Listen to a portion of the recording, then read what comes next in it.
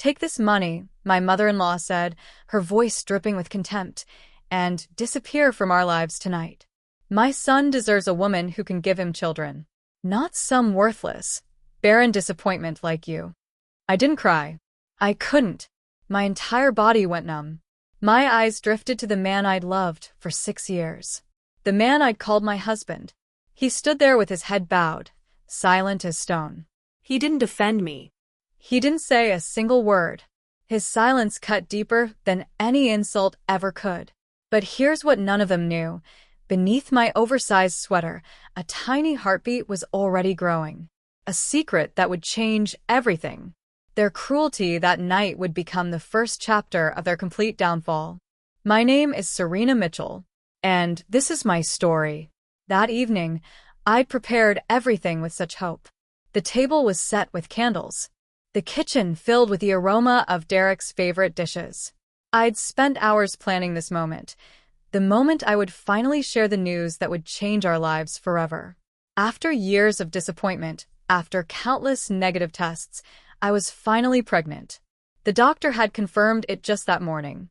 2 bold lines on the test. A heartbeat on the ultrasound. A miracle. I truly believed this baby would heal everything. I thought it would silence my mother-in-law's constant criticism and remind Derek why he'd fallen in love with me in the first place. How naive I was. At 7 o'clock sharp, the front door swung open. Derek walked in, but he wasn't alone. His mother, Victoria Callahan, stood beside him, wearing that familiar expression of smug superiority. And trailing behind them was a woman I'd never seen before. Young. Beautiful. Dressed in designer clothes that cost more than my monthly salary. What stopped my heart was the way she gripped Derek's arm. It wasn't casual. It was possessive. Intimate. "Who is that?" I managed to ask, my voice barely a whisper. Derek couldn't meet my eyes. He fumbled, trying to pull his arm free, but his mother had already stepped forward, positioning herself between us like a shield. "Allow me to introduce someone special," Victoria announced, practically glowing with satisfaction. "This is Natasha Blake. Her father is Harrison Blake, the CEO of Titan Medical Holdings. They're the largest partner of the hospital where Derek works." She paused, savoring the moment. "And she's carrying my grandchild, the heir you could never give me." Each word landed like a hammer blow. The room began to spin. My husband had been unfaithful. There was another woman, another baby. And she wasn't just anyone. She was the daughter of one of the most powerful men in the healthcare industry. Suddenly, everything made sense. The late nights Derek claimed were work emergencies. The hushed phone calls he'd taken other rooms. The expensive tie, he said, was a gift from a colleague. Now I recognized the brand. It matched the handbag hanging from Natasha's shoulder. "Why am I here?" I asked, fighting to keep my voice steady. Victoria scoffed. "We're giving you a choice. A generous one, considering the circumstances." She pulled a stack of documents from her designer bag and dropped them on the table, along with a check. "Divorce papers. Derek's already signed. And $175,000. Take the money, sign the papers, and leave this house tonight. Consider it compensation for the years you wasted." A compensation. As if my love, my sacrifice, my entire life with Derek could be reduced to a dollar amount. I looked at my husband, desperate for something. An apology. An explanation. Anything. But there was nothing. He stood frozen, hands clenched, head still down. His silence was his answer. He'd already made his choice. Natasha settled onto the sofa, crossing her legs with theatrical elegance. She ran her hand over her belly and smiled at me, the smile of someone who knows she's all right. "Be reasonable, Serena," she said. "Derek loves me. I can give him things you never could. Take the money and go quietly. There's no need to make this messy." No need to make this messy. As if they weren't the ones who'd shattered everything. My hand drifted to my own stomach without thinking. Right there, beneath my fingertips, another life was growing. Derek's child, too. But I couldn't tell them. I wouldn't. If I spoke up now, they'd think I was using the baby as leverage, begging to stay, clinging to a man who clearly didn't want me. My child didn't deserve to be a bargaining chip. They deserved a mother who stood tall, not one who pleaded for scraps of love. Something shifted inside me. The pain crystallized into something harder, colder, stronger. I rose slowly to my feet. I picked up the check, all $175,000 of their generosity, and tore it into tiny pieces. "I don't want your money," I said, my voice steady as steel. "My dignity isn't for sale." Then I took the pen and signed the divorce papers. "I'm leaving, but not because you're throwing me out. I'm leaving because the thought of sharing a roof with people like you makes me sick." I walked to the bedroom without looking back. Behind me, Victoria was screaming something, threats about regret, about what I was giving up. I didn't hear a word. I packed a single suitcase. Just clothes and essentials. Nothing tied me to this place. As I rolled my bag toward the door, I passed all three of them without a glance. Without a word. I stepped out into the cold night air and never looked back. My hand rested on my belly as I walked. They had no idea they'd just thrown out two people instead of one. And they certainly had no idea that the woman they dismissed as worthless was about to become their worst nightmare. The taxi carried me through the city lights, away from the life I'd known. I didn't cry. The tears felt frozen somewhere deep inside. I just stared out the window, watching the streets blur past, and let the memories wash over me. I'd met Derek 6 years ago, during a routine checkup at the teaching hospital where he worked. He was a young resident then, exhausted, overworked, but still radiating warmth. While other doctors rushed through their appointments, Derek took the time to explain everything. His hands were gentle. His smile put me at ease. We started running into each other in the hospital cafeteria. Then came the coffee dates. Then dinners. He told me about the pressure of medical school, the grueling hours, the dream of one day saving lives. I told him about my work in finance, about numbers and markets. He listened as everything I said mattered. Our love grew from those small moments. Late-night phone calls after his shifts. Home-cooked meals I'd bring him when he couldn't leave the hospital. He wasn't wealthy. His resident salary barely covered his own expenses, and he sent money home to his mother every month. But he never let me feel like we were struggling. He'd wear the same worn scrubs every day, but save for weeks to buy me a nice dress. He'd eat instant noodles during the week, but take me somewhere special on weekends. "I know I can't give you everything you deserve right now," he used to say. "But trust me, once I make it, I'm going to make you the happiest woman alive." I believed him. I believed in us. What Derek never knew was that I'd been helping him all along. I had a secret, one I'd never shared with anyone. On the surface, I was just an ordinary financial analyst with a modest salary. But behind that facade, I was something else entirely. Ever since college, I discovered I had an unusual gift, an almost instinctive ability to read the markets. While other students struggled with economics textbooks, I could see patterns in the chaos. I could predict movements before they happened. When my parents passed away in an accident during my sophomore year, they left me a small inheritance. Instead of spending it, I invested, quietly, anonymously, through carefully constructed accounts that couldn't be traced back to me. That money grew, and grew, and kept growing. By the time I met Derek, I had amassed a fortune that most people couldn't earn in 10 lifetimes. But I kept living simply. I was terrified that money would change me, or worse, that it would attract people who only cared about my wealth. I wanted to find someone who loved me for who I was. The real Serena, not the bank account. When Derek came into my life, I thought I'd found that person. And so I used my resources in secret to help his career. The medical world is brutal. Talent alone doesn't get you anywhere. You need opportunities, connections, visibility. Derek had the talent. I gave him everything else. Through anonymous donations, I funded new equipment at his hospital with one condition: that promising young doctors like Derek would be given chances to participate in major surgeries and training programs. I pulled strings behind the scenes to ensure he was selected for prestigious conferences and overseas fellowships. When he came home excited about a career-changing opportunity, he'd thank his good luck and my emotional support. He never suspected that his luck had a name and a face, the woman lying next to him in bed. I didn't tell him the truth because I didn't want him to feel inferior. I just wanted to stand quietly in his shadow, watching him succeed, believing that my silent sacrifice would be rewarded with a lifetime of love. I was wrong about so many things. The problem started when Derek's career took off. His mother, Victoria, had never approved of me. From our very first meeting, I could feel her measuring me, calculating my worth like a commodity. She didn't ask about my character or my dreams. She wanted to know about my family status, my income, and When she learned I was an orphan with a modest job, something shifted in her eyes. From that moment, she made her disapproval clear. She constantly reminded Derek that he could do better.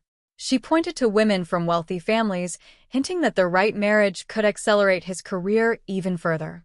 At first, Derek defended me. He'd argue with her, insist that he loved me for who I was. Those moments gave me hope. But then Natasha Blake appeared. She was everything I wasn't. Glamorous, connected, the only daughter of a healthcare mogul. And she wanted Derek. Natasha pursued him openly, shamelessly. She showed up at his hospital with gifts. She arranged business dinners at exclusive restaurants. She introduced him to a world of power and privilege he'd never experienced before. And Victoria encouraged every bit of it. She treated Natasha like the daughter she'd always wanted while treating me like hired help. The pressure wore Derek down. Slowly, I watched him change. He stopped refusing Natasha's invitations. He came home later and later. He smelled like expensive perfume that wasn't mine. When I asked questions, he gave me shorter answers, colder looks. Our love didn't die in an explosion. It faded in silence, in distance, in all the things left unsaid. I noticed everything, and I said nothing. I kept hoping he would come back to me. I kept believing that our history meant more than whatever Natasha could offer. I was still believing that when I discovered I was pregnant. Finding out about the baby changed everything. The moment I saw those 2 lines on the test, all the pain seemed to lift. I wasn't just fighting for myself anymore, I was fighting for a new life. A future. I convinced myself that this baby would fix everything. Once Derek knew he was going to be a father, he would remember what truly mattered. We would rebuild. We would be a family.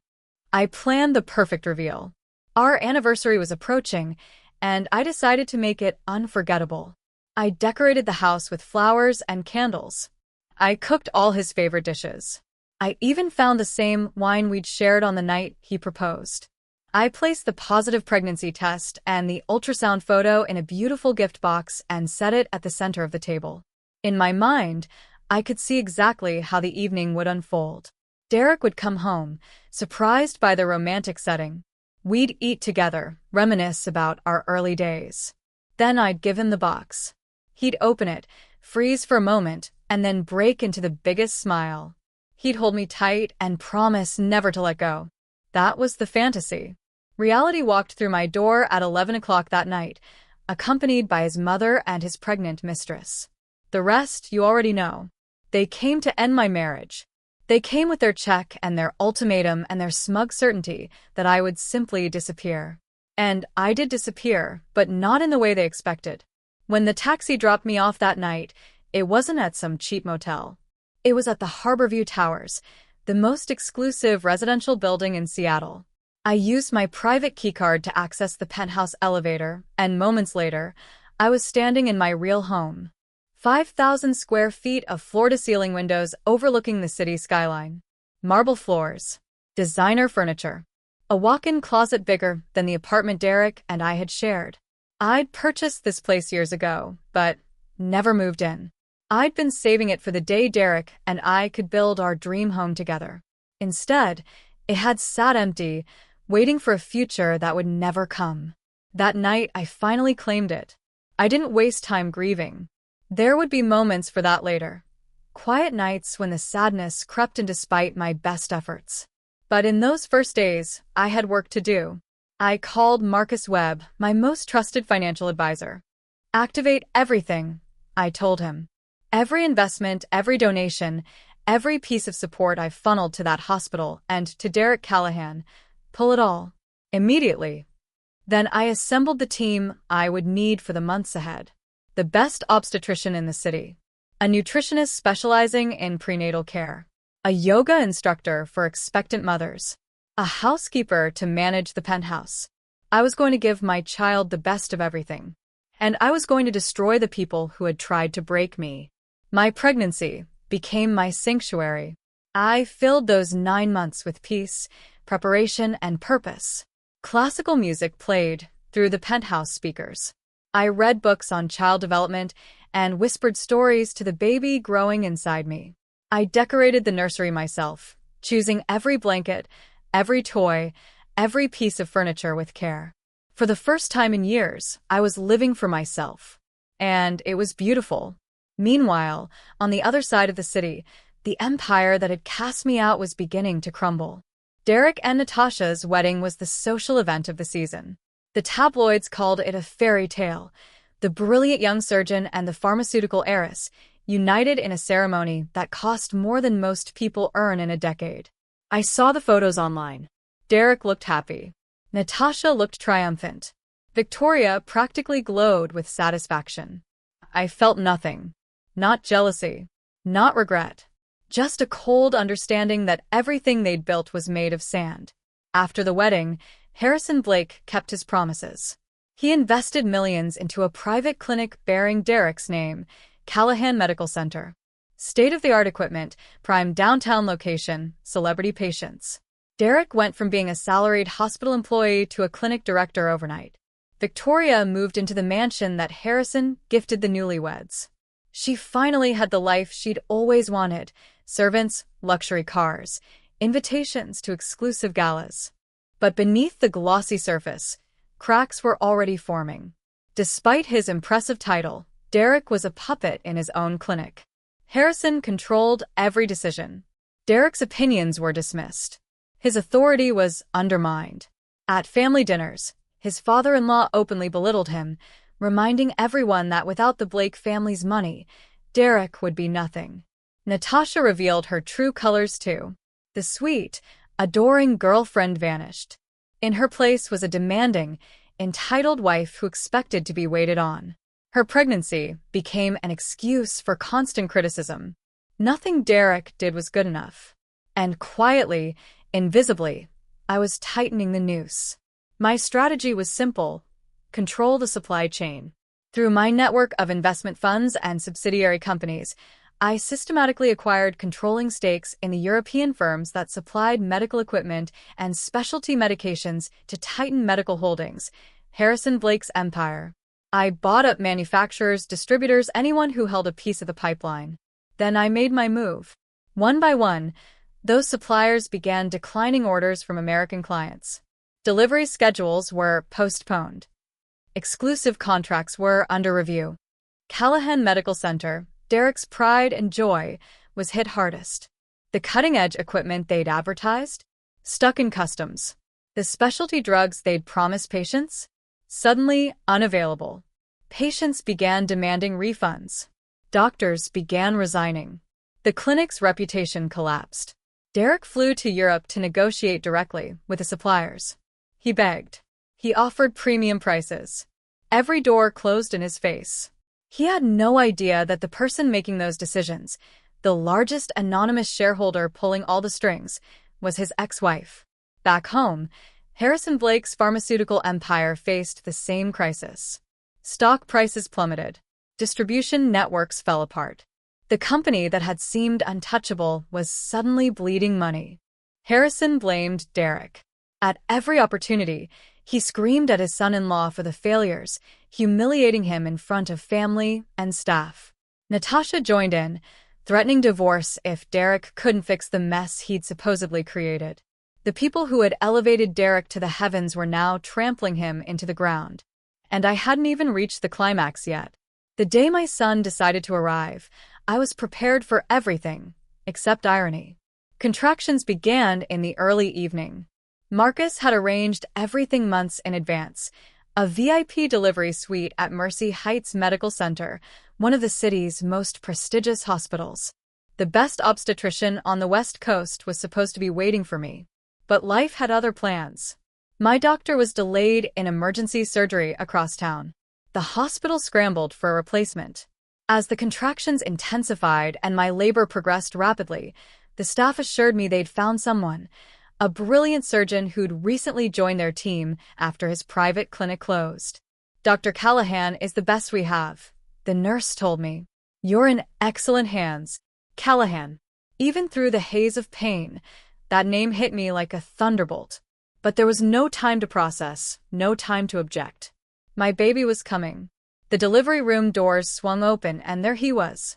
Derek stood in surgical scrubs, masked and gloved, reviewing my chart with the focused expression of a professional at work.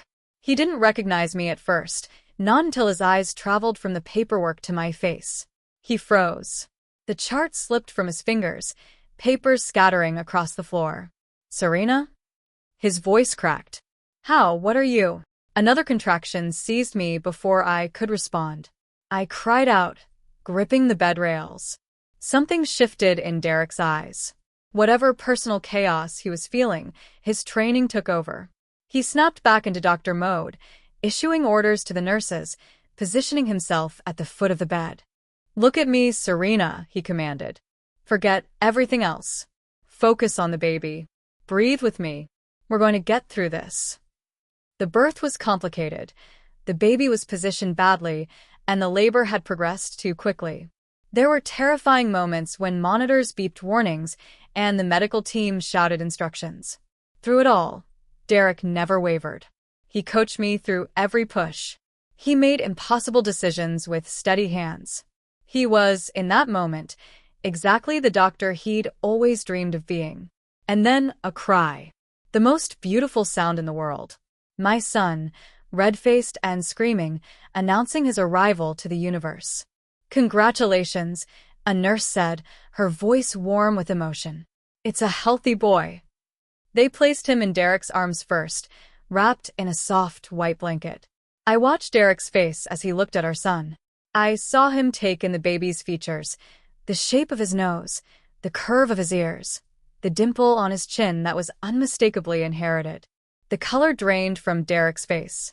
This baby, he whispered, his voice raw with emotion. He looks exactly like me. He raised his eyes to meet mine. I saw the question forming, and the terrible answer already dawning. Serena, is he mine? I didn't say anything. I didn't need to. Derek crumbled. Right there in the delivery room, still holding our son, he dropped to his knees and began to sob. I didn't know, he kept repeating. You were pregnant I didn't know. For the first time since that terrible night, I felt something other than anger or contempt when I looked at him. I felt pity. He had made his choice. And now he understood exactly what he'd lost. The aftermath was chaos.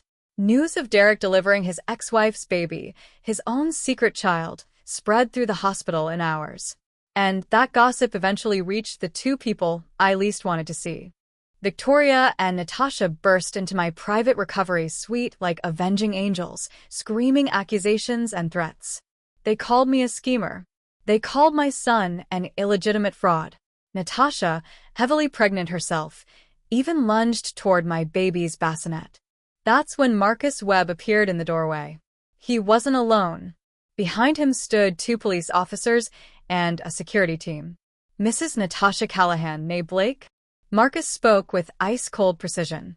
I represent a major investment consortium.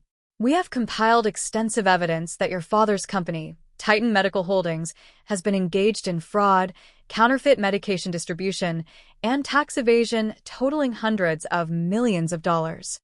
He held up a tablet showing security footage, Harrison Blake accepting bribes, signing falsified documents.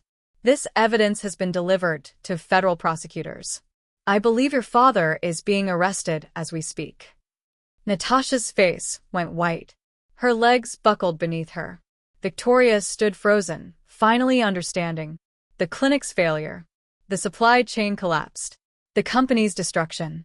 None of it was a coincidence. It was me. The daughter-in-law she'd dismissed as worthless. The woman she'd thrown away like garbage. I had orchestrated everything. "Who are you?" Victoria whispered, her voice hollow with shock. I looked at her calmly. "I'm the woman you should never have underestimated." The police escorted both women out for questioning. Harrison Blake's empire collapsed within weeks. Natasha filed for divorce and disappeared into obscurity. Victoria lost everything. The mansion, the status, the future she'd schemed so hard to secure. And Derek? He knelt beside my hospital bed, broken and sobbing, begging for a chance to be part of his son's life. I let him finish. Then I spoke. "Stand up, Derek." He looked at me with desperate hope in his eyes. "You're still this child's father," I said. "That's a fact I can't change, and I won't try to keep you from him. You can be part of his life. You can fulfill your duties as a father." Relief flooded his face. "So, we can. But you and I are finished," I interrupted. "That ended the night you stood silent while your mother threw me out. Love without protection is worthless. I'll never forget what you did." The hope in his eyes shattered. "I can forgive you," I continued. "For my own peace. For our son. But I will never take you back. You made your choice. Now live with it." And so my story reaches its end. I raised my son in peace, surrounded by all the resources and love I could provide. Derek visited regularly, a devoted father, always trying to make amends for the years he'd lost. I never denied him that relationship. But we never reconciled. Some wounds heal, but they always leave scars. Harrison Blake went to prison. Natasha vanished from public life, humiliated and forgotten. Victoria spent her final years alone, stripped of everything she'd valued, finally understanding the cost of her cruelty. As for me, I found something better than revenge. I found peace. Not the false peace of a loveless marriage or the shallow satisfaction of watching enemies suffer. Real peace. The kind that comes from knowing your own worth, standing on your own strength, and building a life you're proud of. My son grew up knowing he was loved unconditionally. He learned that his mother was strong, independent, and unbreakable. He never needed a fairy tale about a perfect family because he had something better. The truth. Final thoughts. If this story teaches anything, it's this. Never place your entire happiness in someone else's hands. Love is beautiful, but it should add to your life, not define it. Build yourself, your skills, your independence, your inner strength. Because when storms come, and they will come, you need to be able to stand on your own. And when people underestimate you, when they dismiss you as worthless, smile quietly. Keep working. Let your success speak for itself. The sweetest revenge isn't destruction. It's living so well, so fully, so completely on your own terms that the people who doubted you are forced to watch in silence. That's the real victory. Thank you for listening. If this story moved you, I'd love to hear from you. Until next time, stay strong, stay true, and never forget your worth.